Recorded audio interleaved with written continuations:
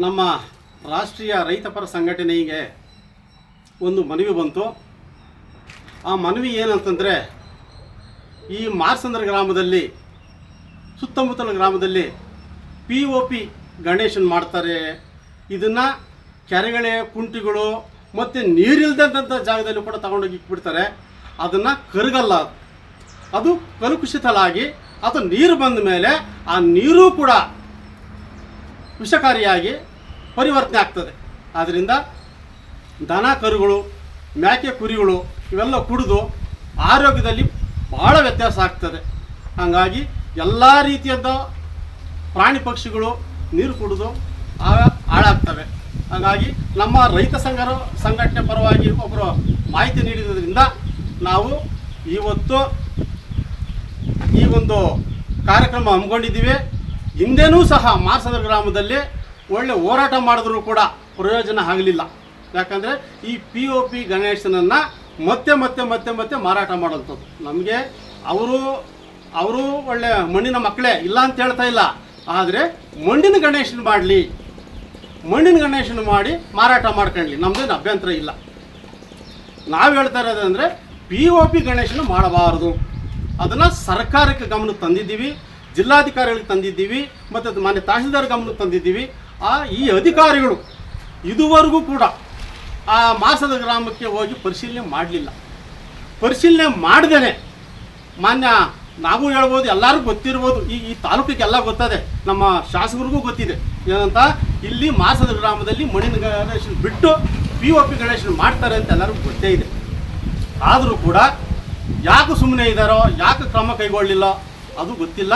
ಹಂಗಾಗಿ ಸಾರ್ವಜನಿಕವಾಗಿ ಹೋರಾಟಗಳಾಗದೆ, ಆದರೆ ಲಾಸ್ಟ್ ಬಂದಿರೋದು ರೈತಪರ ಸಂಘಟನೆ ಬಂತು ಈ ವಿಷಯ.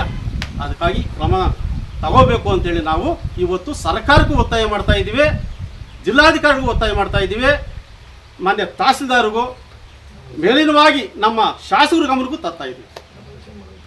ಅದನ್ನು ಯಾವುದೇ ಕಾರಣಕ್ಕೂ POP ಗಣೇಶನ್ ಮಾಡ್ದೇ ಅದನ್ನು ಡೆಮೊಲಿಷನ್ ಮಾಡಬೇಕು ಅಂತೇಳಿ ಈ ಮೂಲಕ ತಮ್ಮಲ್ಲಿ ಮನವಿ ಮಾಡ್ಕೊಳ್ತಾ ಇದ್ದೀವಿ.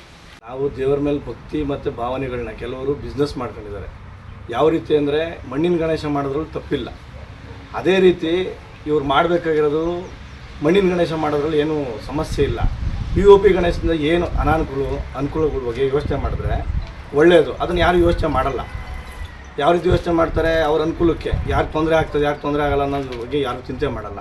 ಆದರೆ ನಮ್ಮ ರಾಜ್ಯಾಧ್ಯಕ್ಷರಾದ ನಮ್ಮ ಬಸವರಾಜಣ್ಣನವರು ಅದನ್ನು ಜಿಲ್ಲಾಧಿಕಾರಿಗಳಿಗೆ ಅರ್ಜಿ ಕೊಟ್ಟು ಪರಿಸರ ಮಾಲಿನ್ಯ ವಿಚಾರವಾಗಿ ಅದನ್ನು ತಡೆಗಟ್ಟಬೇಕು. ಇದನ್ನು POP ಗಣೇಶದಿಂದ ಎಷ್ಟು ಸಮಸ್ಯೆ ಆಗ್ತದೆ ಅದನ್ನು ಸರಿ ಮಾಡಬೇಕು ಅಂದರೆ ಒಂದು ಒಳ್ಳೆಯ ನಿರ್ಧಾರ ತಗೋಬೇಕು. ಅದನ್ನು ಎಲ್ಲರೂ ಸಹಕರಿಸಬೇಕು.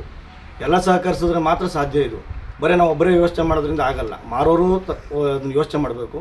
ಅದನ್ನು ತೊಗೊಂಡವ್ರು ಏನು ತೊಂದರೆ ಆಗುತ್ತೆ ಅಂತಲೂ ಯೋಚನೆ ಮಾಡಬೇಕು. ಅದನ್ನು ಮನಗಂಡಿದ್ರೆ ಎಲ್ಲರಿಗೂ ಒಳ್ಳೆಯದಾಗುತ್ತೆ. ಅದೇ ರೀತಿ ಈ ತಯಾರಕರು ಏನಿದ್ದಾರೆ ಅವ್ರಿಗೆ ಯಾವ ಥರ ಅಧಿಕಾರಿಗಳು ಅವ್ರನ್ನ ಕಾನೂನು ಕ್ರಮ ತಗೋತಾರೋ ಅದ್ರ ಮೇಲೆ ಇದು ಡಿಪೆಂಡ್ ಆಗಿರುತ್ತೆ. ಈ ಪೊಲ್ಯೂಷನ್ ಬೋರ್ಡ್ ಅವರಾಗಿರ್ಬೋದು, ಜಿಲ್ಲಾಧಿಕಾರಿಗಳಾಗಿರ್ಬೋದು, ತಹಸೀಲ್ದಾರ್ ಆಗಿರ್ಬೋದು, ಇಲ್ಲಿನ ಪಂಚಾಯಿತಿ ಮತ್ತು PDOಗಳಾಗಿರ್ಬೋದು, ಆಮೇಲೆ ಮತ್ತು ಇಲಾಖೆಯಿಂದ ಪ್ರತಿಯೊಬ್ಬರು ಬಂದು ಅಲ್ಲೇ ಸ್ಥಳ ಪರಿಶೀಲನೆ ಮಾಡಿ ಅದೇ ರೀತಿ ಆ ಪರಿಶೀಲನೆ ತಕ್ಕಂತೆ ಅದನ್ನು ಡೆಮೊಲಿಷನ್ ಮಾಡಬೇಕು. ಅದನ್ನು ಯಾವ ರೀತಿ ನಮ್ಮ ಇಲಾಖೆಯಿಂದ ಕ್ರಮ ಕೈಗೊಳ್ತಾರೋ ನಾವು ಅದನ್ನು ನೋಡಿ ಮುಂದೆ ಯಾವ ರೀತಿ ನಾವು ಮತ್ತು ಹೋರಾಟ ವಿಚಾರವಾಗಿ ಮುಂದುವರಿತೀವಿ. ಏನು POP ಗಣೇಶನ ಬಗ್ಗೆ ಒಂದು ಮನವಿ ಕೊಟ್ಟು ಅದರಿಂದ ಆರ್ಡರ್ ತೊಗೊಂಬಂದ್ರು ಕೂಡ ಅದು ಏನು ಕರ್ನಾಟಕ ಮತ್ತು ರಾಜ್ಯ ಸರ್ಕಾರಕ್ಕೆ ಇಲ್ದಿರೋ ರೂಲ್ಸು ಇರೋದ್ರಿಂದ ಮಾರ್ಸಂದ್ರಕ್ಕೆ ಯಾಕೆ ಅನ್ವಯಿಸಲ್ಲ? ಇನ್ನು 20-25 ದಿನ ಇದೆ ಗಣೇಶನ ಹಬ್ಬ. ತಡೆ ಹಿಡಿಬೋದು. ಅವ್ರು ಬೇಕಾದರೆ ಇನ್ನೂ 50,000 ಮಣ್ಣಿನ ಗಣೇಶನ ಮಾಡಲಿ, ಸಾರ್ವಜನಿಕರಿಗೆ ಹಂಚಲಿ, ಏನು ತೊಂದರೆ ಇಲ್ಲ. POP ಗಣೇಶನ ಕೆರೆಗಳಲ್ಲಿ ಬಿಡೋದ್ರಿಂದ ಏನು ಪ್ರಾಣಿ ಪಕ್ಷಿಗಳಿಗೆ ಏನು ತೊಂದರೆ ಬರುತ್ತೆ, ಮತ್ತು ಜನಗಳಿಗೆ ಏನು ತೊಂದರೆ ಆಗುತ್ತೆ, ಇದೆಲ್ಲ ನಿಮಗೂ ಗಮನಕ್ಕೆ ಬರುತ್ತೆ, ಅಧಿಕಾರಿ ಗಮನಕ್ಕೂ ಗೊತ್ತಿರುತ್ತೆ. ಯಾಕೆ ಅದ್ರ ಬಗ್ಗೆ ಕ್ರಮ ತಗೊತಾ ಇಲ್ಲ?